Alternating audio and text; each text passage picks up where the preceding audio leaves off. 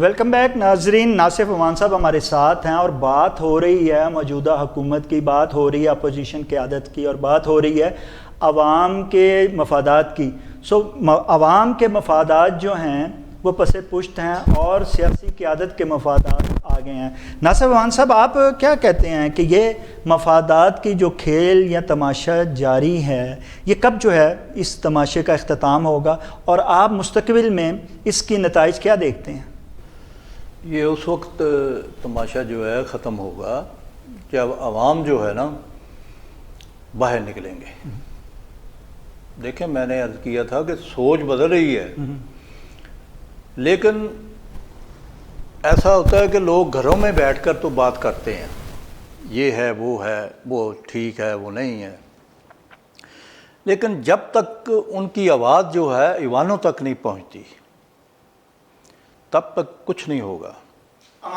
عوام کی آواز جو ایوانوں تک کون پہنچائے گا؟ اس کے منتخب نمائندے پہنچائیں گے، پر منتخب نمائندے تو دستے گریبان ہیں۔ دیکھیں، منتخب نمائندے، میں کہتا ہوں منتخب نمائندے سو کالڈ ہیں۔ یہ نمائندے جو ہیں وہ حقیقی عوامی نمائندے نہیں ہیں۔ عوام کے اندر سے کون آپ نمائندہ مجھے بتائیں؟ یہ تو اشرافیہ ہے، ایلیٹ کلاس ہے، 4 کروڑ 5 کروڑ روپیہ لگا کے آتے ہیں، تو یہ آپ انہیں منتخب کیسے کہہ سکتے ہیں؟ بس مجبوری ہے لوگوں کی، یا لوگوں کو اس قدر الجھایا گیا ہے کہ وہ اسی نمائندے کو 2 میں سے 1 کو منتخب کریں گے، ٹھیک ہے؟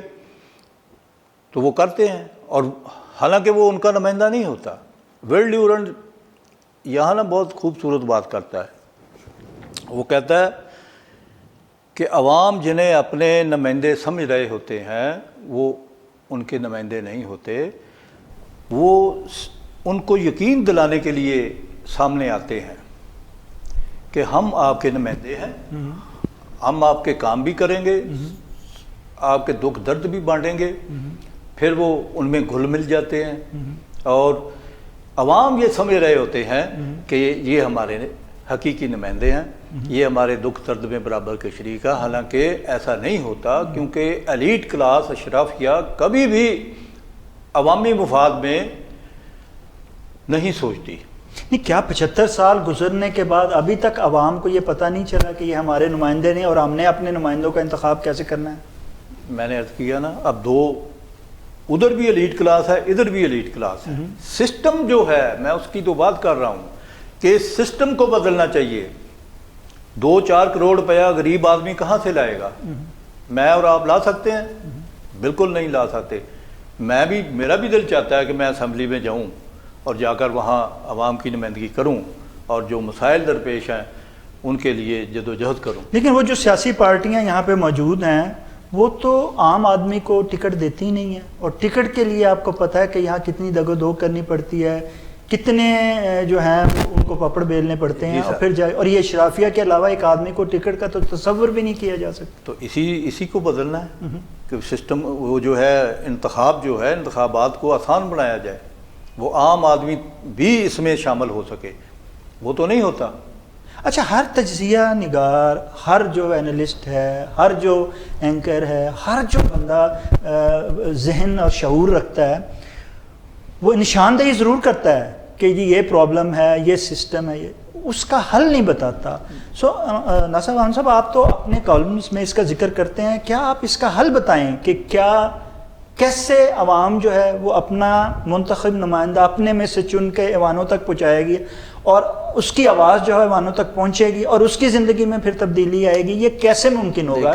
یہ حل بتانا چاہیے آپ۔ یہ وہی ہے، اہل اختیار جو ہے نا، اہل اختیار، یہ ان کو سوچنا چاہیے کہ اگر وہ مخلص ہیں عوام سے تو وہ اس سسٹم کو تبدیل کریں۔ وہ یہ نہیں کہ 2-4 کروڑ لگا کر کوئی آئے گا تو وہ عوامی نمائندہ کہلائے گا، ایسا نہیں ہے۔ ان کے لیے بھی دیکھیں، آپ حلقے زیادہ کر دیں، حلقے زیادہ کر دیں، مختصر کر دیں، اس میں یہ نہیں ہونا چاہیے کہ آپ کے پاس 20-30 بڑی بڑی گاڑیاں ہیں اور باڈی گارڈ ہیں، وہ لے کر گھومے پھریں گے۔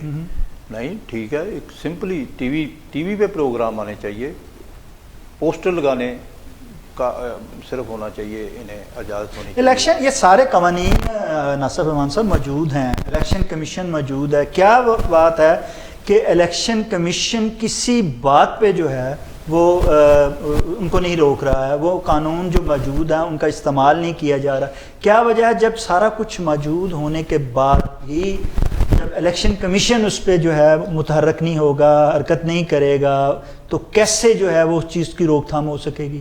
وہ یہ محض ہاتھی کے دانت ہیں نا، یہ ہاتھی کے دانت ہیں پوری دنیا کو دکھانے کے لیے کہ ہم بڑے جمہوریت کے چیمپئن ہیں، ہمارے ہاں جمہوریت جو ہے بڑی پھل پھول رہی ہے۔ ایسا کہاں ہے؟ اور یہ جمہوریت کرتے رہتے ہیں کہ یہاں جمہوریت کو خطرہ ہے، جمہوریت ہے ہمارے ملک میں، جمہوریت یہ ہے۔ کیا آپ سمجھتے ہیں الیکشن کمیشن کا کردار پر سوالیہ نشان ہے کہ سوالیہ نشان ہے؟ وہ بات یہ ہے کہ سوالیہ نہیں، نشان، آپ سمجھتے ہیں کہ چیئرمین الیکشن کمیشن جب دونوں پارٹیوں کی رضامندی سے آئے گا تو کیسے وہ قانون کی عملداری کر سکے گا؟ میں کہتا ہوں رضامندی سے نہ آئے، اس کی جو ڈیوٹی ہے وہ تو پوری کرے۔ الیکشن کمیشن رضامندی سے آئے یا نہ آئے، جب وہ اس سیٹ پہ وہ اس کی سیٹ تقاضا کرتی ہے کہ وہ بیلنس کرے، وہ چیزوں کو ایز پر رولز ریگولیشن جو ہے نا وہ دیکھے، اس میں تو کوئی بات ہی نہیں ہے کہ وہ رضامندی سے آئے یا نہ آئے۔ میں اس چیز سے اتفاق نہیں کرتا کہ دو پارٹیاں منتخب کر لیتی ہیں، اسے لے آتی ہیں، ایسی کون سی بات ہے؟ اس کی جو ڈیوٹی ہے وہ پوری کرے، دیٹس آل، تو سب ٹھیک ہو سکتا ہے۔ لیکن سر بات جو یہ ہے کہ میں مطلب چاہوں الیکشن میں حصہ لینا چاہوں تو میں نہیں لوں گا، کیسے لوں گا؟ میرے پاس اتنی رقم ہی نہیں ہے، میرے پاس اتنی گاڑیاں ہی نہیں ہیں۔ آپ لکھتے ہیں، آپ سارا کچھ، ہم آپ اور عوام جو ہے جیسے آپ کی آواز نہیں پہنچ پاتی وہاں، آپ اپنے زبان میں جو ہیں وہ اپنی آواز جو ہے، آپ سمجھتے ہیں کہ آج تحریر کا وہ اثر رہا ہوا ہے اور آپ کی تحریروں کا کوئی اثر عوان اقتدار میں، عوان بالا میں کوئی ہو رہا ہے؟ نہیں، بالکل میں سمجھتا ہوں کہ ہو ہی نہیں سکتا۔ کیسے لکھتے ہیں آپ اچھا جب آپ کی آواز ہی نہیں، میں تو ایوانوں تک تو چھوڑیے، ہم تو عوام کے لیے لکھتے ہیں، ٹھیک ہے، ہم حکمرانوں کے لیے نہیں لکھتے۔ حکمران ہماری جو سوچ ہے یا اپروچ ہے اس سے اتفاق کریں گے؟ کبھی نہیں کرتے۔ وہ تو انہیں کیا ہم سے تو انہیں کوئی سروکار نہیں ہے۔ اور پھر ایک اور بات میں یہاں عرض کر دوں کہ اگر سب کچھ ہم لکھیں بھی، سارا کچھ کریں بھی، حکمران بھی چاہیں تو دوسرا پہلو بھی آپ دیکھیں نا، آپ حکمرانوں کو ہی آپ برا نہیں کہہ سکتے، غلط نہیں کہہ سکتے۔ آپ کے ملک کے اندر آئی ایم ایف اور ورلڈ بینک کی جو جڑیں ہیں وہ بڑی گہری ہیں، ٹھیک ہے؟ آپ کچھ کرنا بھی چاہیں نا، دیکھیں آپ اس پہلو پہ ذرا غور کریں، آپ کچھ کرنا بھی چاہیں، یعنی ہمارے حکمران کچھ کرنا بھی چاہیں تو اپنا اگر ان کا منشور ہے بھی، اول تو ہوتا نہیں ہے، منشور ان کا اقتدار ہوتا ہے، جو تھوڑا بہت وہ نعرے لگاتے ہیں اس پہ عمل درآمد نہیں کر سکتے، کیونکہ آئی ایم ایف کی ڈکٹیشن اور اس کی جو شرائط ہے ان پر عمل کرنا انتہائی ضروری ہے۔ آئی ایم ایف کی تو جو ڈکٹیشن ہے اور جو ان پر عمل درآمد حکومت کرے گی، لیکن یہاں تو وہ ڈکٹیشن جو آپ کی حکومت ہے وہ صحافیوں کو دینا اس نے شروع کر دیا۔ آپ کیا سمجھتے ہیں کہ جو آج کل صحافیوں کے ساتھ انتقامانہ کارروائی ہو رہی ہے، اس کے بعد کیا کوئی صحافی کوئی جو ہے وہ آزادانہ طور پر عوام کی آواز کو بلند کر سکتا ہے؟ اچھا، میرا ذاتی جو ہے نا رائے ہے کہ اب کوئی صحافی، کوئی لکھاری، کوئی اینکر، اس کو یہ بتانے کی ضرورت نہیں رہی کہ یہ حکومت عوام دوست نہیں ہے۔ کیوں؟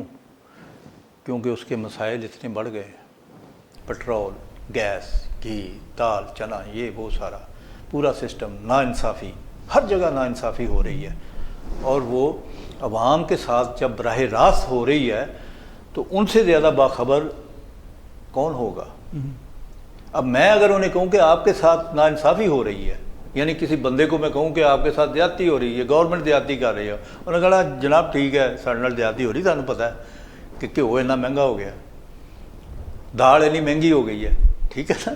اس واسطے موجودہ حکومت ناظرین نے جتنا مرضی پابند سلاسل کرے، جتنی مرضی عوام کی آواز دبانے کی کوشش کرے یا صحافی کو جو ہے وہ بندے سلاسل کرنے کی کوشش کرے، اسے روکنے کی کوشش کرے، لیکن یہ اب آواز دبنے والی نہیں ہے۔